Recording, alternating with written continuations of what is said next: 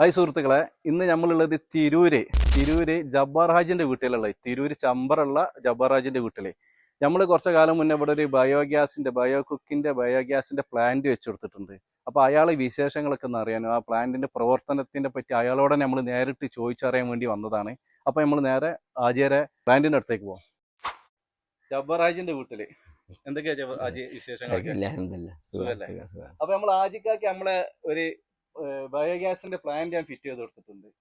അപ്പൊ ആജിക്കാനെ വിളിച്ചിട്ട് ആജിക്കാന്റെ അഭിപ്രായങ്ങളൊക്കെ അറിയാൻ വേണ്ടി വന്നതാണ്. അപ്പൊ നമ്മൾ ആജിക്ക കറക്റ്റ് ആയിട്ട് നല്ല വൃത്തിയിൽ ഉപയോഗിക്കുന്നുണ്ട്. നമ്മൾ ആജിക്കാനോട് പറഞ്ഞത് വേസ്റ്റ് കൂടുതൽ വരികയാണെങ്കിൽ ഇങ്ങനത്തെ ഒരു ടിന്നിൽ ഇട്ടിട്ട് ഇതുപോലത്തെ ഒരു പാത്രത്തിൽ എടുത്തിട്ട് ഇതിക്ക് ഒഴിച്ചാൽ മതിയെന്ന്. ആജിക്ക അത് ആ കാര്യത്തിൽ വളരെ വൃത്തിയായിട്ട് ആജിക്ക ഉപയോഗിക്കുന്നുണ്ട്.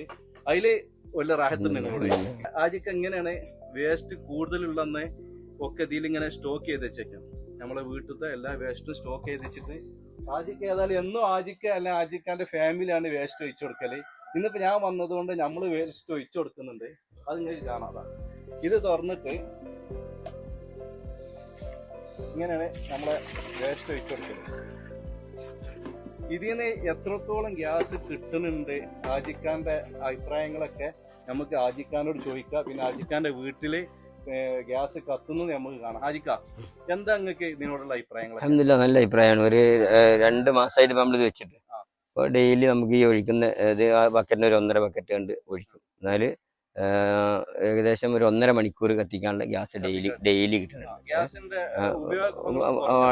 എത്ര പറഞ്ഞു ഞാൻ ഗ്യാസിന്റെ ഉപയോഗം കുറക്കില്ല. എന്റെ ഇൻഡക്ഷൻ കുക്കർ എടുത്ത് മാറ്റി വെച്ചു. ഇൻഡക്ഷൻ കുക്കറാണ് മാറ്റി വെച്ചു. കാരണം അതിന് പകരത്തോണ്ട് വർക്ക് ചെയ്തോട്ടെ. കാരണം കറണ്ട് കൂടി വരുവാന്ന് സാധനമുള്ള അൽഹംദുലില്ലാ വളരെ റാഹത്താണ്. കാരണം നല്ല ഗ്യാസാണ്. അതിന് സെപ്പറേറ്റ് അടുപ്പായതുകൊണ്ട് ഇത് കയ്യോളാതാണ്ട് കത്തിച്ച് കഴിഞ്ഞിട്ട് മറ്റേ ഉപയോഗിക്കുന്നുള്ളൂ. അപ്പോൾ ഡെയിലി എന്താ പറയുക, രാവിലത്തെ ഒരു 1.5 മണിക്കൂർ കൊണ്ട് അത്യാവശ്യമൊക്കെ കഴിയും. ബാക്കി മാത്രമല്ല മറ്റേ ഗ്യാസ് നമുക്ക് കുറെ കുറവായി. ഇൻഷാ അല്ലാഹ് ഒന്ന് കാണിച്ചു കൊടുക്കാം. അടുക്കളയിലേക്കാണ് പോകുന്നത്. നമുക്കൊന്ന് കത്തിച്ച് കാണിച്ചു കൊടുക്കാം അല്ലേ? നമ്മളെ ബയോഗ്യാസിന്റെ വേസ്റ്റ് ആണ് കിട്ടുള്ളൂ. ഇനി കത്തിക്കൽ ആജിക്ക് ആയിക്കോട്ടെ. ആജിക്ക് ഒന്ന് കത്തിച്ച് കാണിച്ചു കൊടുക്കാൻ.